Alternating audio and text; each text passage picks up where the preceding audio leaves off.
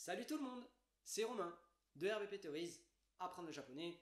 Aujourd'hui, on plonge dans une nouvelle série de hiragana avec la colonne Tachitsuteto, c'est-à-dire la colonne des T. Prêt à découvrir ce nouveau caractère et à enrichir votre connaissance du japonais? Alors c'est parti. Place. Hello, hello. Efficace aujourd'hui. On va parler de la colonne des T avec ta, ok? Allez, c'est parti. Donc, on a 1, 2, 3, 4. Grosso modo, non. Et voilà. Donc, ça me fait 1 et 3. Après, on fait le petit crochet comme ça important. Et 4. Alors, ensuite, du coup, ça, c'est quoi? C'est ta, hein, pour ceux qui en parlent. Voilà. Ok. Donc, par exemple, en premier exemple, on a tabi, ok, qui veut dire voyage. On peut dire ryoko aussi. Mais là, d'ailleurs, c'est l'un des deux kanji qui va être utilisé. Mais tu peux avoir des synonymes. Tabi, c'est un synonyme de ryoko. Et dans ryoko, il y a le kanji de tabi. Alors, dire juste tabi, ça, c'est quand même, ça simplifie tout, hein, finalement. Donc, retenez tabi. Tabi pour le voyage, d'accord? Quand même, ça simplifie. Il faut le dire. Donc, ça s'écrit. D'abord, je vous l'écrirai bi. Voilà. Et alors, il y a un kanji pour celui-ci, messieurs, dames. Donc, celui-ci, c'est tabi. Donc, c'est. Voilà. Voilà. Bon, grosso modo, j'ai fait comme j'ai pu, une fois de plus, mais je crois que j'ai pas envie de tomber dans la fausse modestie ou je sais pas quoi. Je trouve qu'il est plutôt beau celui-là. Hein, enfin, en tout cas, pour ceux qui connaissent, j'ai à peu près bien réussi. Donc, ça s'améliore d'épisode en épisode. Ok? Comme on dit, ça se bonifie avec le temps. Alors, sans se la péter ni rien. Alors, on en est où, nous? Oui, et donc ça veut dire quoi, les amis?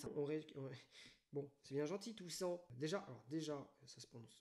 Ça fait tabi. Et ça se prononce. Allez, Romain. Ça veut dire, pardon, ça veut dire voyage. D'accord? Voyage, excursion. Waouh!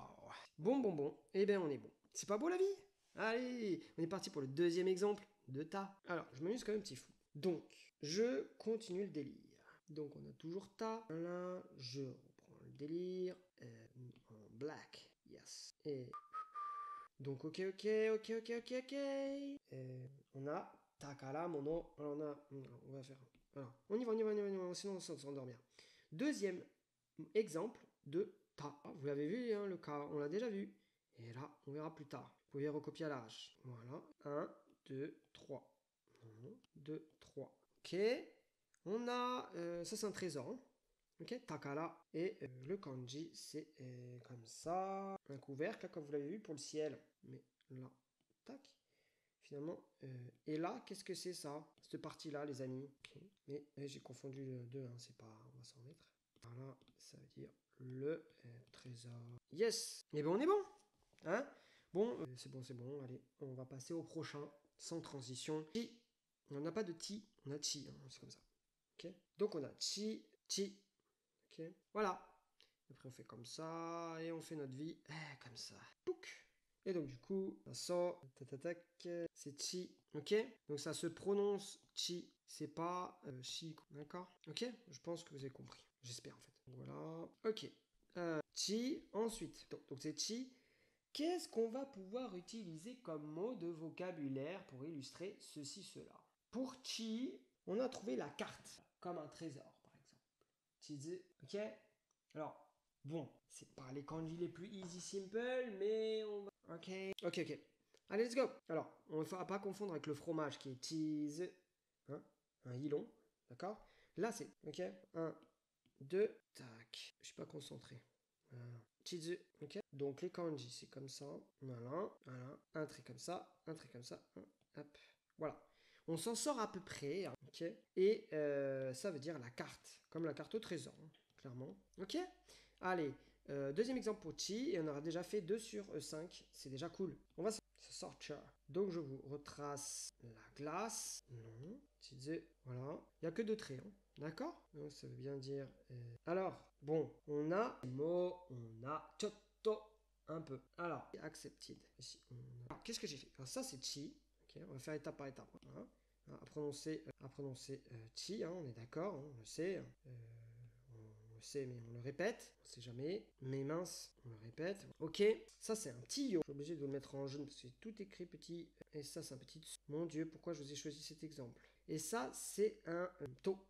Ok, On s'en sortira, vous le savez. Voilà. Bon, alors, en japonais, avec les hiragana, on l'a pas abordé encore, c'est que ça là, on va le faire mieux. Ça fait cho, tout simplement. Il suffit un petit yo, alors il y a, on verra ça plus tard, d'accord? Si vous voulez faire cho, c'est un chi avec un petit yo. C'est comme ça. Vous l'apprenez par cœur, machin bidule. Moi, en gros, ya, yu, yo, j'ai fait d'autres vidéos sur ça.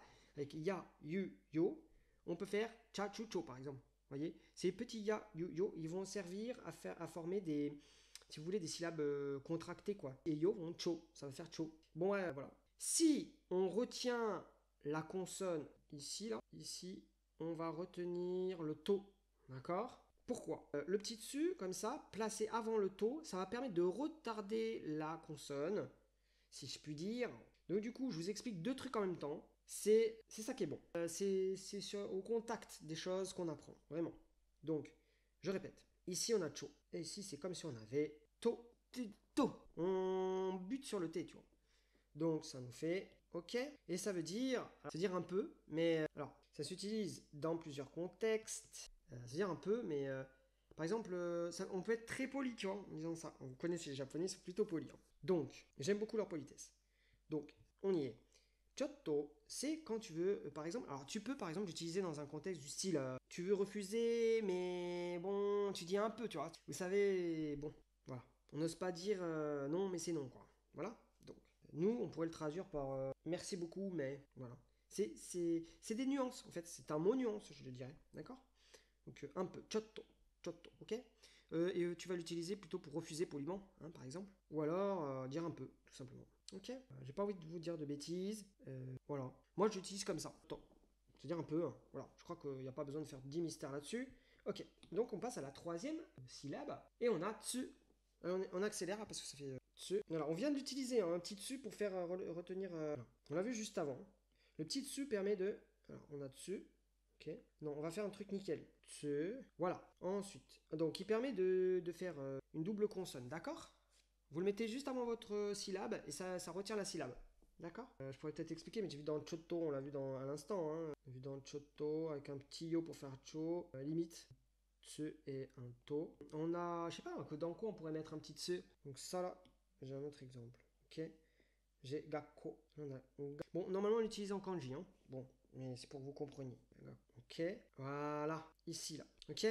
Ça c'est un petit tse. Voilà. Ok? Voilà. Donc, on va pas rester éternellement dessus. Juste pour vous dire qu'il est utilisé comme un outil, tout simplement. En fait, il n'y a pas de mystère. Et ni de boule de gomme. Voilà. Donc, par exemple, là, ici, on a un peu, on le répète. Hein, et ici, on a plutôt école. Ok? Bon. Mais, il peut s'utiliser. Alors, il peut s'utiliser aussi. Alors, exemple. Il peut être utilisé comme une consonne normale.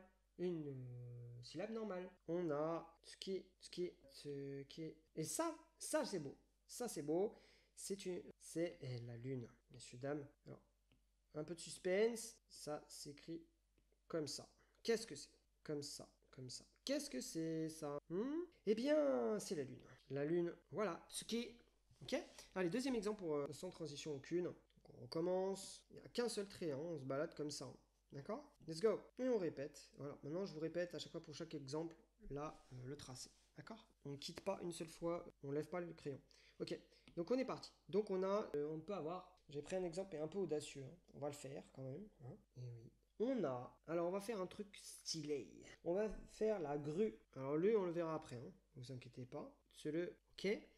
Alors ça je vous avoue que je connaissais pas le kanji. Alors je me suis fait un petit kiff. Je connais à peu près les parties de ces kanji là, mais ensemble je ne les connaissais pas. Allez c'est parti. Donc on a, ne vous inquiétez pas, une partie comme ça. Voilà. Non. Voilà. Et on a l'oiseau, le fameux oiseau dont je vous ai parlé. Regardez, ça c'était la partie pour faire une montagne. Regardez, ça là. Il manque plus que Yama dessous. L'île, pardon. Shima, pour ceux qui se souviennent. Alors attendez. Mais, voilà, et 1, 2, 3, 4. Voilà, donc ça c'est une grue et ça se dit, c'est un seul kanji. Hein. Oui, c'est un seul kanji. On écrit tout ça pour faire un mot. Des fois, mais il faut pas être impressionné, ça peut se faire très rapidement. C'est méthodique, regardez. On fait 1, 2, enfin je sais pas comment vous dire, mais on verra les kanji plus tard. Ça c'est un niveau avancé, hein, d'accord? Donc vous inquiétez pas. Et si je vous dis de pas vous inquiétez pas vrai? Bon. Parce que si vous inquiétez alors que je vous dis de pas vous inquiéter, ça se voit, d'accord? quand on connaît déjà beaucoup de choses. D'ailleurs, ça aussi, c'est plutôt sacré, parce que c'est un emblème du Japon aussi, vraie japonaise. D'accord? Tsuru, bon, eh ben, elles dansent entre elles, elles sont très belles, et c'est un oiseau magnifique. Voilà. Bon, eh bien, let's go. Alors, qu'est-ce que ça veut dire? On l'a dit, c'est la grue. Et ça se prononce tsuru, excusez-moi. Tsuru, tsuru. D'accord? On verra le ru plus tard. On y est presque, on va épuiser toutes les syllabes. On décortique, on décortique. Allez, on y va. Challenge accepted. Ensuite, on n'a plus que T et To. D'accord? Let's go. Donc on a. Voilà, il est beau celui-là. Il est très beau. Alors, on a un. Non. On a un. Et voilà. Et sauf qu'on fait comme ça, on ne lève pas le crayon. Et c'est T. Ok? Ok. Let's go. Donc là maintenant, on est dans. Alors, qu'est-ce que j'ai comme exemple? Alors, j'ai pris un exemple. Ok. Ouais. C'est chiant. Voilà. Lol. Qu'est-ce que je pourrais vous dire avec T? J'avais un exemple, mais il me plaît plus. Tenki. Tenki. T. T. Ki. Tenki. Bon. Tenki. Et ça veut dire. Alors, déjà, on va aller plus vite que c'est de la musique, un peu plus. Tenki. Ok. Le kanji en question. Il y en a deux d'ailleurs. Il y a le ciel, si je puis dire. Le ciel, plusieurs façons de le dire. C'est plus dans le ciel, dans le paradis plutôt. Ok. Enfin, ça ressemble un peu. Un truc pour dire paradis qui est. Bon, bref, c'est le ciel. Une façon de dire ciel, cherchez pas. Hein. Et ensuite, qui, c'est l'esprit. Voilà. Tenki. Et c'est le temps, la météo. D'accord? Voilà, la météo. Ok? Tenki. Tenki. Ok.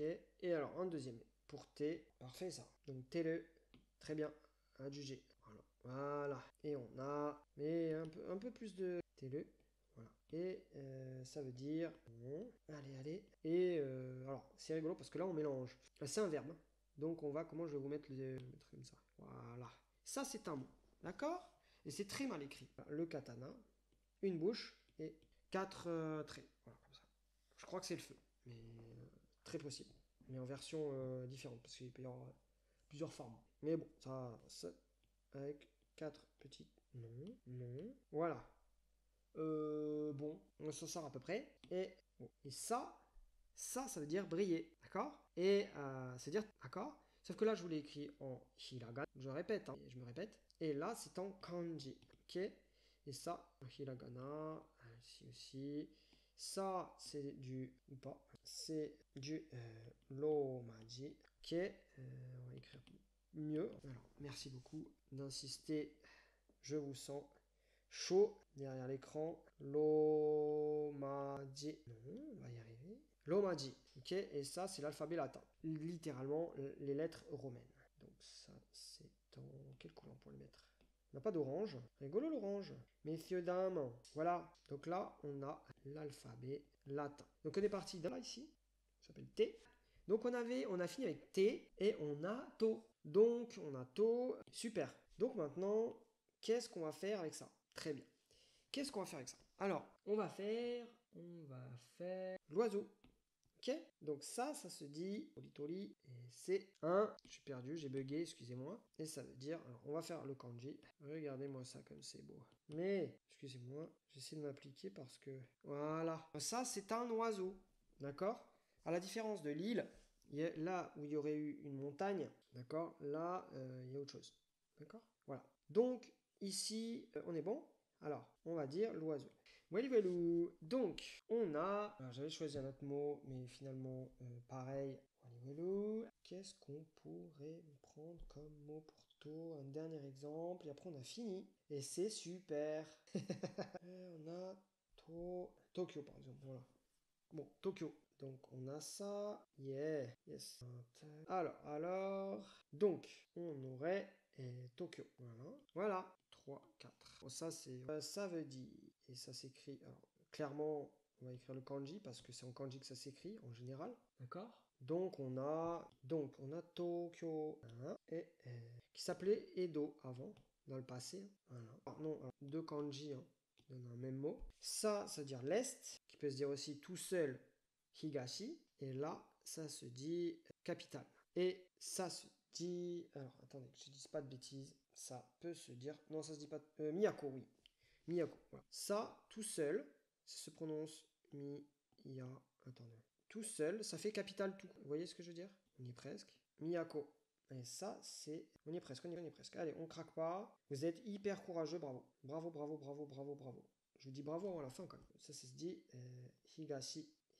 Higashi. Et donc, ça c'est l'Est.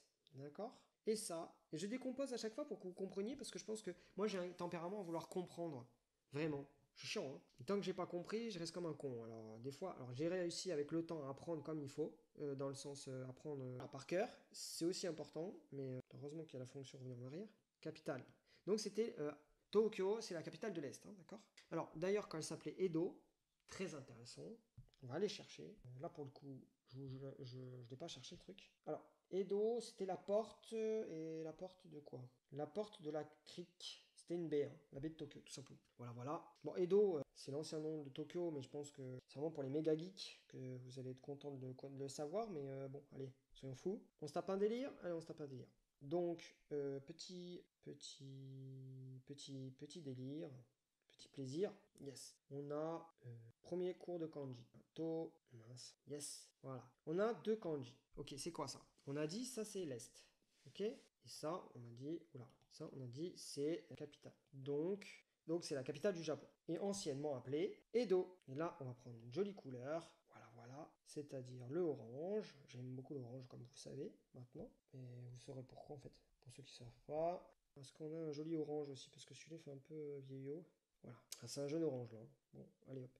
Donc on a... Alors, comment s'appelait, on l'a dit, Edo. Donc comment on l'écrit? Comment elle s'écrit? Parce que là, je suis en train de vous dire exactement la même chose. Edo. Donc, Edo, on avait la clé de l'eau. D'accord? Ça, c'est une crique. Mais qu'est-ce que je fais, moi? Excusez-moi. Hop. Edo, c'est la porte. Tout simplement. Il n'y a pas de mystère comme ça. Voilà. Et ça, c'était la capitale shogunale.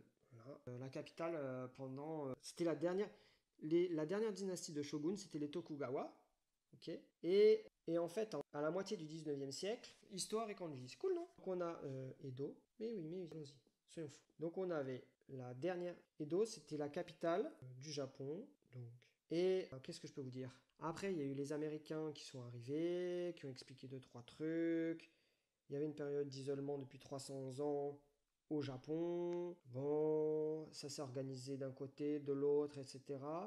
Il s'est trouvé que ça a fait évoluer plein de choses. Le commerce, donc, s'est ouvert aux étrangers. Et la politique d'isolement du Japon s'est arrêtée. Enfin, donc, bon, en gros, hein, vraiment, les dates précises comme ça, je laisse les spécialistes s'en occuper. Allez-y gaiement, il y en a plein. Allez lire des livres, etc. Voir des documentaires, jouer à des jeux qui sont en rapport avec les samouraïs. Mais en gros, on a 1854, je crois, un truc comme ça. Donc dans les années 1850, sans préparation. 1854, je crois, je pense. Oui. Je vais mettre 1854.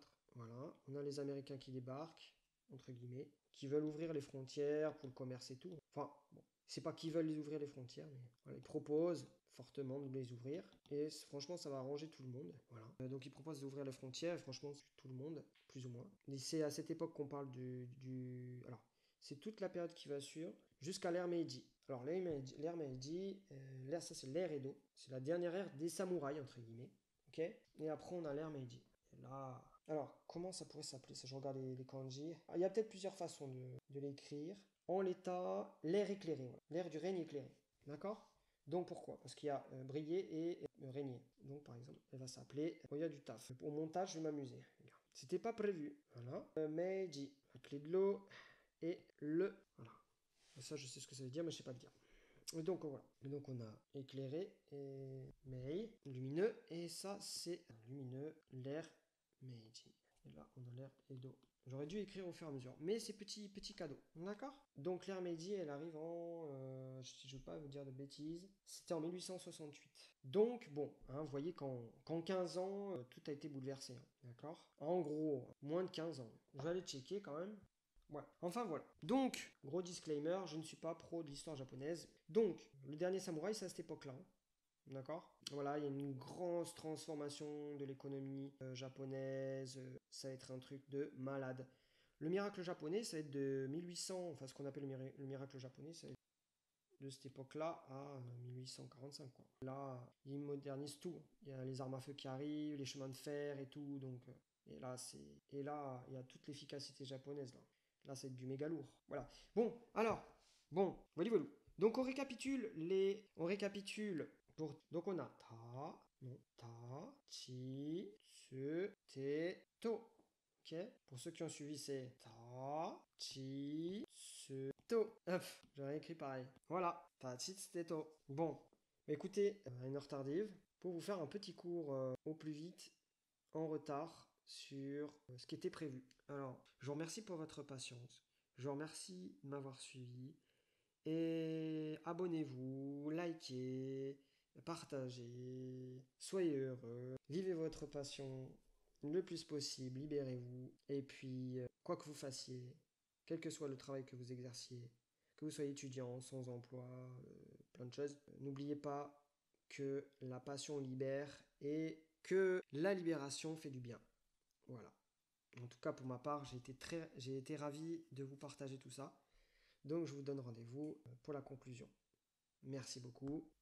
Et voilà pour la colonne d'été, c'est-à-dire ta, ti, tsu, te, to. J'espère que vous avez apprécié apprendre ces nouveaux hiragana et que cette vidéo vous a été utile dans cette progression en japonais. N'oubliez pas de vous abonner pour ne rien manquer de nos prochaines vidéos et continuez à pratiquer régulièrement. Surtout, c'est important. Merci d'avoir suivi cette leçon avec moi et à bientôt sur RBP Théorise Apprendre le japonais. Portez-vous bien. Matane. Ciao.